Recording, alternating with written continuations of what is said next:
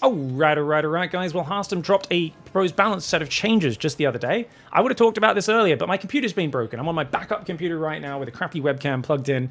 Hopefully this sounds and looks okay. We're going to break down Harstem's balance changes, and we're going to talk about some of the sticking points in the current meta that he's trying to address, many of which I agree with, and we're just going to kind of add a little bit of context and break down these changes. Some of them are really cool and creative, some of them a little bit crazy. Let's get into it and take a look. All right, so many of you will have already seen Harstem's changes, so we're not going to just let his video play and react to it. We're just going to go through point by point and summarize what he says. So the first one is the energy recharge. Basically, he wants to change energy recharge to make it half the cooldown, but it still costs the full 50 energy, and it only gives 50 energy to the unit that it gives it to, right? So essentially, you're halving the amount of energy given to a unit per Nexus energy, which means that you're going to lose a lot more chrono boosts and things like that.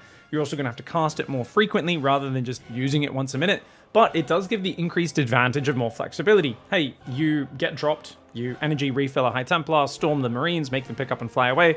30 seconds later, another drop comes in. Oh, you can already use it again. Whereas in the current version, you need to wait a full minute, not just 30 seconds before using a second time.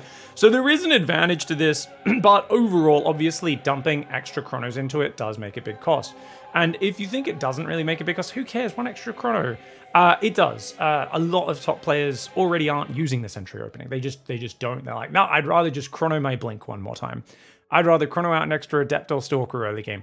That's already where a lot of top pros do, about half the time, sometimes even more than that. So the example Harstem gives, obviously, is these Hallucinated Phoenix early game PvT, one of the worst feeling things to play against. And funnily enough, this hasn't looked as oppressive at top tier play because the Terrans have adjusted very quickly. And they're kind of used to getting scouted nonstop. But the reason this feels so bad, and Harstem points this out, is it's constant scouting. It costs so very little. And I think he has a little graphic here. He talks about, hey, normally you have to make an assessment of safety versus greed. How much do I invest in extra scouting? And with this, currently you make one sentry, you energy recharge at one time, and you just get so many. You get 2 hallucinations that see everything in the first 5-6 minutes of the game. By then you've regenerated a third hallucination. So you can have 3 hallucinations by like 5.5 minutes off going sentry first or second unit, which is just an insane amount of scouting, and they're very hard to take down. Even if the Terran gets a Cyclone out, that's always after the first hallucination. Cyclone's a very expensive unit to go that early. You don't even get to kill an Adept with it anymore to reveal the Cyclone. You're killing a hallucination and revealing you've gone for a Cyclone. So this is one of these things where it's interesting, because even he says up here, I don't think the matchup is that imbalanced, but it just doesn't feel good, and it feels like there's not a cost analysis going on, so it doesn't feel like good design. It feels bad to play against, and it feels like it's not very interesting. And I 100% agree. On the ladder, it feels like when you play against these hallucinated Phoenixes, they are just getting spammed into your base, and Terran is often about trying to surprise Protoss with certain timing attacks and hide things until their attack moves out. That's not the case. And this is why even when we see a lot of like SCV boy pull all-ins and these crazy builds, what we're seeing from Terrans is almost nonsensical all-ins. And the reason they're doing this is because Protoss is seeing what your build is, and they go, oh, you're going to attack me in 2 minutes. The moment the hallucination's gone, Terran just pulls the boys and goes. Doesn't even have stim finish, just goes for an all-in. The reason is there are such narrow windows in the scouting, and you're specifically, you know the Protoss is like, oh, I've got a few minutes to prepare, so you'll hit them with a timing that's not optimal to kind of use their scouting against them. And you can, I think any experienced Starcraft player or fan can see the problem there. Essentially, the Terrans are gambling on their opponent playing correctly, which is it's not solid. It doesn't feel very reliable. It really feels like, you know, as the Terran player with these sort of builds, you're kind of forced to flip coins and that sort of thing. And that feels very awkward. And even though we've seen some success with it, we've also seen a lot of players really struggle and have some rather uninteresting matches, I would say, right? Even the Hero Cure finals in GSL, very fun series in that it was back and forth and unpredictable, but I think Hero made some monumental mistakes in that series, and Cure's builds that were working were not very interesting. They were just SCV pull into SCV pull into SCV pull. So I think the meta there wasn't looking very exciting. On the other hand, when Terran does play more turtly up towards late game, we do see some other issues, which Harstem's going to talk about with this Widowmine change. All right, so next up, Harstem goes immediately, before even talking about the Dark Templar, he talks about the Widowmine. He says basically PvT mid-game is right now Protoss favored somewhat, and he's not saying he's massively Protoss favored, but he's saying like if Protoss is behind, obviously Terran can still wreck them, but if Protoss is even or ahead, they stay low on gases, just 4 gases, mass zealot with that handful of stalkers and colossus, and they just basically can control the entire map and swarm over and get 5 bases up against the Terran only having 3 bases. Terran struggles to take it forth. Terran's kind of stuck in their corner. Now, Harstem says, hey, the problem I feel is Terran struggles to get map control in the mid game. We want to revert this, Widowmine. We want to revert this Widowmine change. For those who don't know, they gave this change. The Widowmine used to only become invisible after drilling claws. And then in 2020, so this is 5 years ago now, they changed it. So, hey, if you build the armory, it gets that red marker above it that tells you, hey, these Widowmines will not reveal themselves after firing. You need to actually get detection to clean those up. That was reverted 1 year ago in 2024 to make those Widowmines reveal themselves after firing, which I think for a lot of players out there, especially Protoss players dealing with early Widowmine armory drops and just invisible Widowmines in your bases, people are, oh, this is game ending, this is too frustrating to deal with, this is tough. And it was also a situation where Protoss was really struggling in PvT at the time, like really, really struggling, right? The Disruptor had been terribly nerfed and a few other things.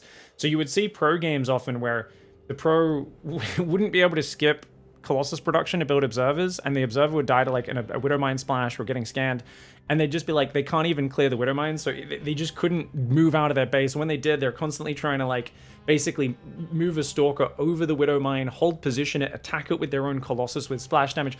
There was a lot of very awkward situations where it actually felt like super overpowered and oppressive. So my big kind of problem that I have with this change, potentially, I'm not saying it's set in stone, but the worry, I think that's the better word. The worry I have is that if the balance shifts too much away from Protoss, like just even though this is a small change, maybe this energy recharge is actually pretty big enough. I think it is, right? It is reasonably large. And it's not like the matchup's already massive Protoss favored. So if Terran starts to get, forward on the map, get good positions again, the Widowmine being invisible can definitely make the map claustrophobic, where often Protoss running zealot counters around and that sort of thing can be really effective. And that's one of the biggest interactions, especially for kind of random GM and Masters players. This is a game changer, because basically what happens below very, very top tier is high-level Protoss players will run zealots around the map in packs, and Bio beat zealots in big numbers when they're microed. And they beat them really hard, right? We all know this, right? If you could just start a step backwards, land Widowmine hits on them, you wreck them. But if the Protoss is getting a Prism in your main, zealots on your third, zealots running in your natural, and you're not able to micro those units, zealots absolutely shred Marine Marauder, and of course SCVs as well. And that's kind of a lot of what high-level PvT below like Clem level, where the guys are actually able to multitask and shut down the map, looks like. And even at Clem level, right? We do see it sometimes where the Protoss comes in like hero, and he specifically goes in the main, warps in zealots there, zealots run in the natural, and the army dives the third. I call it the twister, because it's just this like sudden explosion of the Terran needs to basically run SCVs from 3 different worker lines and try to like stutter step their bio into like choke points in different areas. And occasionally they do it perfectly, and like the Marauders in between the production and the main hold the position and do really well. And the third base, they get behind the mineral line and manage to defend. But there's other times where, the Terran's just not able to multitask and they fall apart. And you can imagine for guys who aren't your Clems, your Beyonds, your Cures, all these top-level Terrans, those sort of moves are massively, massively Protoss favored. So the ability to scatter some Widowmines around the map, to see these attacks coming, and not just immediately lose the Widowmine unless they send an Observer or an Oracle to clear them up, it makes the Protoss work a little bit more to clear up the map control and dominate the map. So I think in theory this is actually a good change, but it's one I would really keep my eye on closely in terms of if the balance shifts in favor of Terran in this matchup, it becomes very problematic. If Protoss can't even afford to get the detection out, this is one of those things that will feel terrible to play against. So it's a good change, I think, theoretically in that regard, but you have to keep your eye on the balance of power. Balance of power goes Terran favored. This starts to feel terrible to play against. The other change we should also mention here is obviously a lot of low-level average players won't like this change. Anything that makes the Widowmine better, they're not going to be that happy about. I understand that. The Widowmine did have its splash damage reduced. It does give you an alert when a Widowmine's burrowing near your units now, so that you don't have to wait for your units to die. Widowmines are still nerfed a lot from where they were a year and a half, 2 years ago, even with this change. So I would say it's acceptable. I'd be willing to try this, but like I said, I would always have that we've really got to monitor it and make sure it's okay. Last but not least, Harstem talks about the Dark Templar, right? He wants to remove the attack delay. So basically, Dark Templar, some point, maybe 2021, 2022, at some point, I think 2022, I think it was a balance council patch, they added a 0.71 second delay for Dark Templar, right? Where after blinking, they can't attack straight away.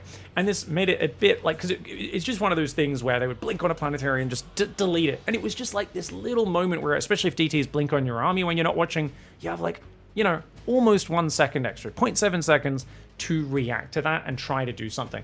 But as you know, Dark Templar are massively expensive.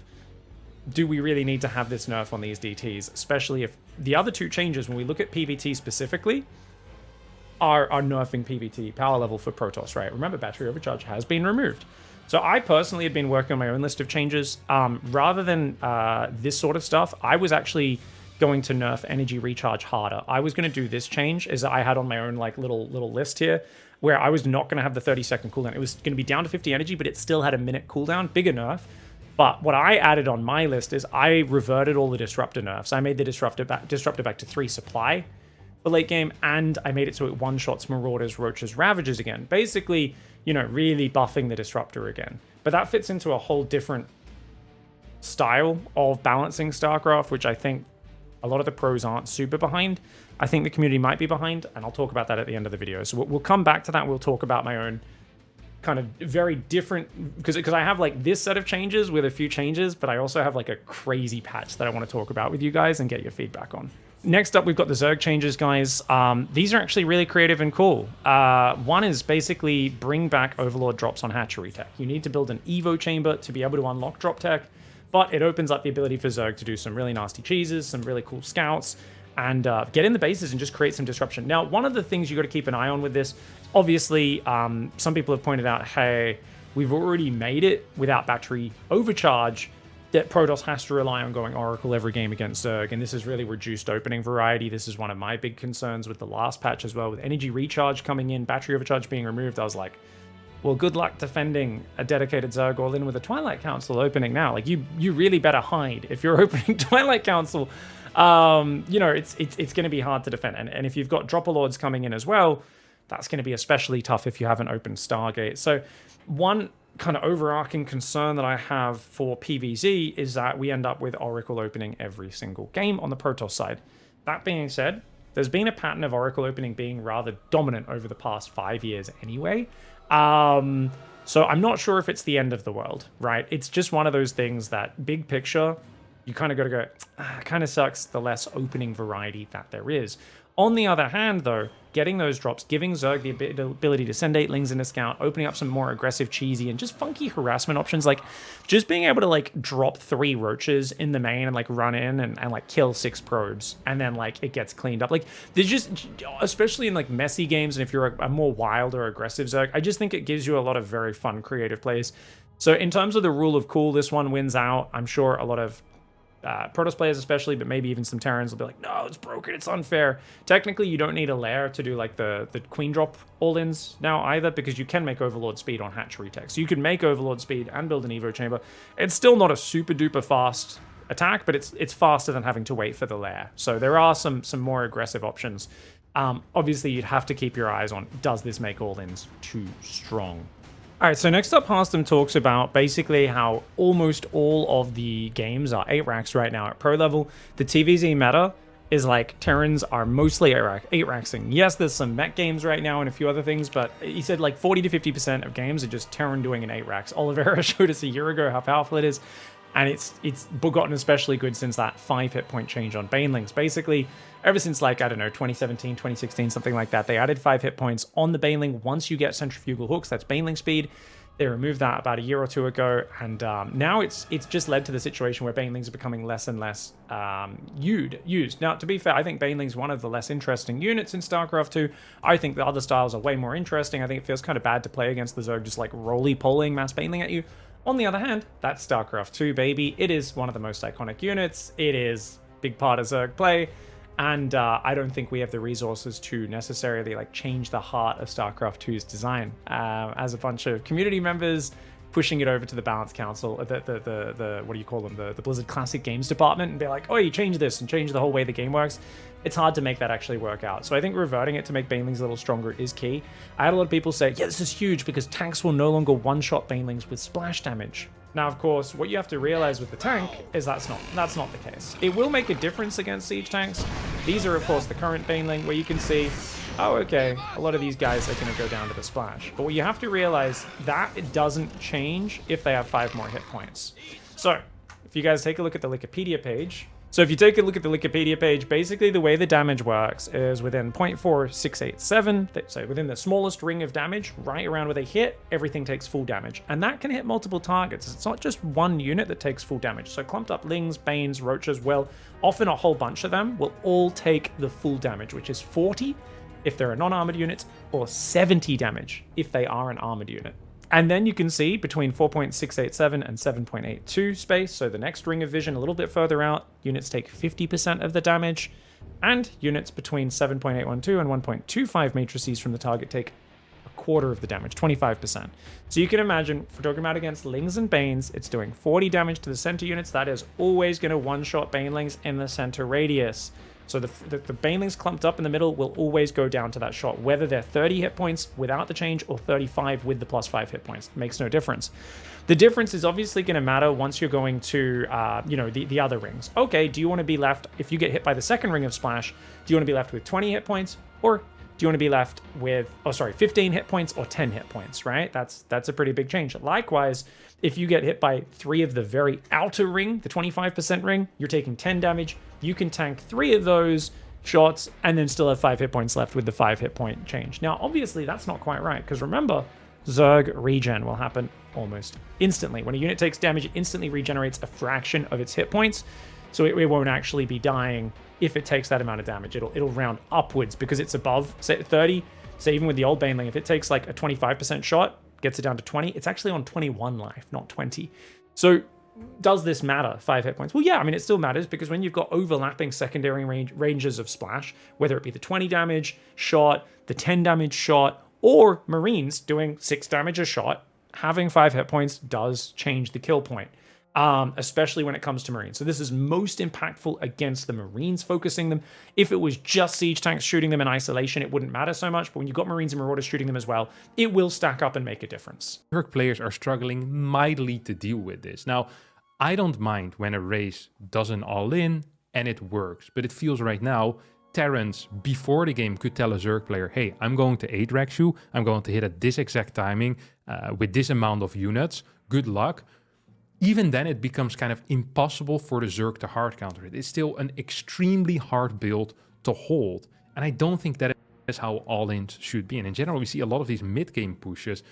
This is a really interesting point, because like, you guys hear me, like I get to see everything. I cast more games. I expect the strategies more than everybody else. Think of the Solar versus Maru finals at Dallas. Not the most exciting finals. Solar was a bit worried about early aggression. He played a little safe, right? And Maru steamrolled him with super greed into 8 racks every game. And it was almost every game Maru did 8 racks, and it was dominating. Now, don't get me wrong. I think there are big improvements Solar could do to the strategy. I do think players, given time and expertise, will get better at handling 8 racks, and its win percentage will fall a bit. But it is still a situation where it does feel like, I think it might, the meta, the fact that players haven't adapted and that 8 racks has just gotten more and more popular for months and months, and basically a year ago, Oliveira showed everyone how overpowered it is, and it's just getting more and more popular in that time. I mean, I'm sitting there going, hey, these Zergs could play more perfectly, but you got to realize, like, hey, what happens then if the Terran pretends they're doing an 8 racks and does something else differently? Like, these Zergs still have to balance the many different options available to them. They can't just blind counter the one thing every single game. So it does feel a little too dominant right now. And I think generally that +5 hit points on the Banelings, might make it so Banes are a bit more playable against guys like Clem and Beyond, where we've seen players struggle to get Banelings to be of any use until you're maxed out against Clem, right? We are, and I'm saying, hey, Infestors are just better than Banes. And I've been trying to, trumpet that horn, like, guys, make Infestors. These Banes aren't doing anything. I don't think the Banes were particularly amazing against the players like Clem before that 5 hit point change. But I think especially after it, it's just like, it's kind of like the final nail in the coffin for the Baneling against the very best Terran players. So I think I'm quite okay with this change, even though when I'm playing Bio Terran, I think Banelings feel super unfair to play against because I feel like the Zerg gets to A move and I can't micro well enough to deal with it, which is part of why I'm a mech player. I play from Australia as well. I'm often playing with like 180, 200 ping, microing Marines against Banes on creep. It's not fun if you're an Australian. So, it's one of those situations where the 5 hit points will matter. I think it's probably necessary right now for the ZVT matchup so that we don't completely kill the Baneling style. It might just be necessary. You guys let me know if you agree or not down below. I have a feeling it's going to be a pretty even split. Terran saying, no, shut up, Banelings are stupid. Zerg saying, yeah, I mean, I only want to play if the Baneling's there. That's what I played over a decade of Starcraft using Banelings. You can't take away my core unit. And I think we've seen less Zergs on the ladder in the last year or so. I think we do need to address making Zerg, fix some of these problem points, and that helps in ZVT. The Overlord drop helps in general, but now we get to the crazy late game changes that Harstem's proposing here, which are really interesting. Okay, guys, so then Harstem talks about how basically PvZ right now, most Protoss players basically try to make Blink Stalkers because they're the most flexible safe unit, so it's Oracles, Blink, get an insanely fast third, and then just make Storm, and then just rush to Tempests and Mothership. And I've actually seen a lot of Protoss players get themselves killed by trying to rush Tempests off 110 supply, to the point where I'm like, you guys are actually making this so much harder than it needs to be. You can build some Immortals and some ground units and go to 150 supply and then go to Tempest. You don't need to rush the Tempest off 4 base and just try to survive with a handful of cannons and storms. But it's kind of indicative. This happens whenever there is a certain state of the game that's very favored. It reminds me a lot of when I first started winning tournaments towards the end of Wings of Liberty in my own region. I never won a big international tournament or anything like that, but Infestor Broodlord was really broken in Wings of Liberty, and I would just rush to 3-base Broodlord Infestor every game. There was literally games where I'd be like, I could build Roaches and Lings and have an active army. I'm just going to build Spine Crawlers because they're more efficient, and I have no intention of moving out of my base. I just start building a Spine Crawler wall preemptively at the front to defend with Infestor Spine and then get Broodlords as fast as possible. It was really stupid. It was. But this happens when you just know that your opponents don't really have an answer to that later stage. And outside of Serral, that's for the most part being the case. Haven't really seen anyone take on Protoss late game straight up solidly, except for Serral. And even Serral has started dropping more series to max packs and classic of late. So it's one of these things where outside of Serral, late game PvZ does seem very Protoss favored. It seems like every Zerg's just trying to all in and win. It feels very stale. As a caster, I've been saying things like, hey, you know what's really smart is the Protoss players who've stopped rushing their 4th base and they just mass army on 3 base and delay their Sky Toss and 4th base transition. Because they're playing Zergs like Shin, who are just going to do a Roach Hydra all in, some sort of lair tech, or the moment they make Lurkers, they just try to kill you, because there's desperation in the way Zergs are playing ZVP right now, and likewise there is an exception of greed for Protoss players, which, funnily enough, the Zergs are finding ways to exploit. That's StarCraft, baby. But I would say as a meta, it's very uninteresting and it needs to be addressed. I also do think that the energy recharge has been a problem in the early game with the Oracles having unlimited energy. Hopefully just having to spend more energy filling up your Oracles and doing that more frequently lessens the Oracles' aerial domination on early game PvC a little bit. I think that will make a difference. Not as much as I'd like, but at least something. I think the Overlord drop really will open up the early game in terms of being able to drop 8 Lings in the main as just a distraction and scouting force is actually such a nice thing as a Zerg, especially if you're opening melee. You've already got the Evo Chamber, fast melee, you've got an Overlord over there on the edge, turn that into a Drop Lord, drop 8 Lings. That might force Protoss players to play more defensive, like a Void Ray, which is a much more defensive opening. There's not 3 Oracles diving through your worker lines. So this already, without these changes, that affects things.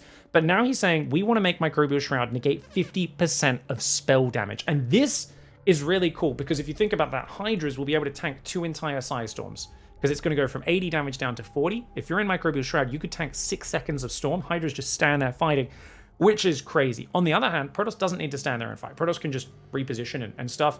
Microbial Shroud will stick to the units 2 seconds after they leave the Microbial Shroud, which is kind of cool. There could be some really good Lurker, Hydra timings, just some interesting builds in general. I think this is interesting because Microbial Shroud has been a spell that's almost never used. We just don't see it get used much, right? It's kind of boring and stuff. This is interesting. I don't know how strong it is. If you guys think this is going to be super broken, let me know how. I haven't tested this. I want to test this and I want to talk about it, but I have no idea how good it is. Last but not least, he's got Infestors not capable of moving while burrowed. And this is kind of a crazy change, guys. This is mostly for ZVT, but also for ZVP. Basically, Terrans struggle with detection.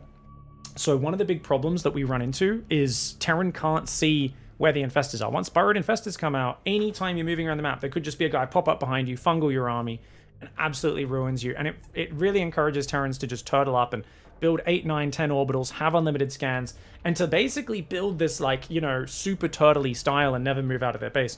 So this is an attempt for Harstem to remove the kind of camping nature of late game ZVT, which I think is a good idea. One thing Loco pointed out in his reaction video is why not just make the Ravens have like extra detection radius? Because at the moment the Raven, it's hard to micro, it's expensive, you need a Tech Lab starport, there's very expensive spellcaster. It's not like having an observer or an overseer, just, you know, a cheap unit just with your army or spread around the map. Ravens aren't quite like that. They're slow, they're expensive, and they don't have that much detection radius. Maybe you could give them that, maybe you could give them a siege mode so they have more detection radius. But I don't think I mind this too much. For me, I always felt like infestors being able to move while burrowed was a little bit kind of crazy. You know, I think you can still set up really nice burrow ambushes. I often flank with infestors without even having burrow upgraded yet, just try to sneak in an infestor from the side to catch the army. I think I'm okay with trying this and seeing how it goes, especially since we are, you know, giving +5 hit point to Banelings. Also, Microbial Shroud, that's going to reduce snipe damage massively. And Widowmine Splash. You could use Microbial Shroud against Widowmine Splash. It goes down from 40 splash to like 20. That's cool. Your Lings and Banes will survive Widowmine Splash if you've got Microbial Shroud. You could actually shove into Mass Biomine and just throw some Microbials down. Your Ling Bane's going to tank the Widowmines a lot better. I mean, you still don't want to eat massive shots, but there's some kind of funky things that could happen out of this. Overall, I think obviously, like all changes, you'd need to keep an eye on it and see how things go. But I actually quite like these changes, guys. And whilst, you know, I've got some reservations about, oh, I really need to see how this plays out in actual games, I would say this is a pretty cool patch idea. Unfortunately, we are only a month out from the World Championship, though, so I'm not sure if we're going to be able to get a chance to see this before the World Championship, which I think is unfortunate, because with the amount of 8 racks getting spammed, with the amount of Phoenix hallucination spam and just Protoss seeing everything in early game PvT, Zerg's desperately trying to all-in Protoss players before late game, it feels like, don't get me wrong, you're still going to see banger Serral Clam, Serral Hero matches. You're going to see some really cool like matchups, but it does feel like, especially below those top maybe 3 or 4 guys, the meta does feel a little bit stale and a little bit uninteresting. So I guess the question I asked myself when I first look at these changes is, if I had the power to click go live on this patch and fix the Cyclone bug as well, of course, today, with only a month out and maybe no chance to change anything and adjust anything that goes too far before the World Championship, would I gamble on these changes? I think I err on the side of yes. And this is something normally I'm a bit more risk averse, but the reason why, and assuming there's no, obviously, bugs that come in and ruin the tournament, where, I mean, you'd think you could just make a mod to fix that for the tournament if there was like a bug, but I don't know if they're allowing that to be, it has to be played on the live version of the game for the World Championship or something. But the reason is, I always think about 2019 BlizzCon. And 2019 BlizzCon, everyone knew the Nidus Worm and Swarm Host combo was broken. And they nerfed the Nidus once or twice, maybe a few months before. But I was like, hey, are we seriously just going to go into this World Championship finals on this map pool with this Nidus Worm Swarm Host that's so imba against Protoss especially? And everyone was like, oh, yes, well, we can't just change the competitive format. And I was like, wait. We've played an entire year across a bunch of different maps. Why are we using this season's maps, which we found out are super broken for Nidus Swarm Host? Why don't we use a best of the maps across the whole year, so that at least the map pool's not as favored towards this current hugely problematic strategy? And, you know, basically big inflexible WCS organization, that was when Blizzard was running things, they were like, no, we're just going to keep doing it the way we do it. And guess what? Rogue spammed Nidus Swarm Host every game. And it was weird, because a few years earlier, Rogue was the good guy. Everyone was like, oh, he's showing how to play Zerg and all these situations we didn't know. 2019, Rogue was like considered the bad guy by the audience, because he just was spamming a broken strategy and wrecking everybody. And when Classic finally beat him with the famous Blink DT, it Blink into the main, sneaky all-in, and got him with a few other all-ins to get it to that match point, everyone was like, yeah, go Classic. But it still ended up, you know, ZVZ finals, right? Reigner against Dark. It was a very Zerg-dominated tournament, the Nidus Swarm Host especially, and the maps were just super broken for it. There was so many good Nidus spots, it was insane. Like, there was a lot of maps with like a pocket base, which you'd think is good for Protoss, but Nidus Swarm Host was really overpowered at the time, and Zerg would just throw a Nidus like across the gap and just like kill the pocket base for free. There was nothing Protoss could do about it. It was a really awkward time in PvZ. And I remember really thinking it's sad when a world championship happens and something is very broken. Now, if we look at the current state of balance, it's not that broken by any means, but it just does feel a little bit repetitive in certain situations where people are like so focused on certain advantages, whether it be 8 racks against Zerg, whether it be Storm, Stalker to late game PvZ. It feels like we definitely could have more range, and I think it would lead to more exciting and interesting games of the World Championship. I think either way, we're going to have a more interesting semis and finals than in that 2019 one, just because you look at the way Serral, Clem, Hero, all these top guys overcome balance challenges, and like the things that even ruin the rank 10 player in the world almost don't seem to affect the top 3-4 guys in the world. We're going to get good games either way. But I think personally, I would gamble on just saying, yep, click live on these changes. Let's see how it goes. I am curious, though, to hear from you guys in the audience. Do you feel the same? Would you gamble on these changes going live right now, less than a month before a World Championship? I'm really curious to hear what you guys think. All right, guys, so this is my breakdown of Harstem's balance changes. If you want to hear more about my own crazy balance changes, we're going to do a video about that in the next few days. But before that, there's something else we need to talk about, which we're going to talk about tomorrow, and that is, do these changes even matter at all? Because there are a bunch of things stopping us from testing these changes. I would love to host show matches, get pros in, GMs, and start playing custom games on these right now, but that's not possible because there is an elephant in the room that is completely halting not just Blizzard's development of Starcraft 2, which they don't seem to care about for a long time, but even the community's ability to run our own scene, to develop our own maps, to test out balance changes, and to make StarCraft as great as it can possibly be. So if you guys want to hear about that, please tune in tomorrow for a rant, which I have been bottling up for over a month. I've tried to record a video multiple times, and I have been just so angry. I didn't want to click upload on it, but I think, you know, we're talking about balance patches. We're talking about trying to progress the StarCraft scene. We've got to talk about these things publicly. We've got to apply pressure to Blizzard however we can. So if you're interested in hearing me rant and talk about some of the big problems Blizzard's having with their disregard of StarCraft and other games, not just StarCraft, as well as a bunch of huge bugs that are not getting fixed that are ruining the StarCraft ladder experience for all of the average Joes out there, tune in tomorrow and we're going to get really angry and really serious. And we're going to talk about some important topics. Thanks for watching, everybody. We'll see you next time. Goodbye and good night.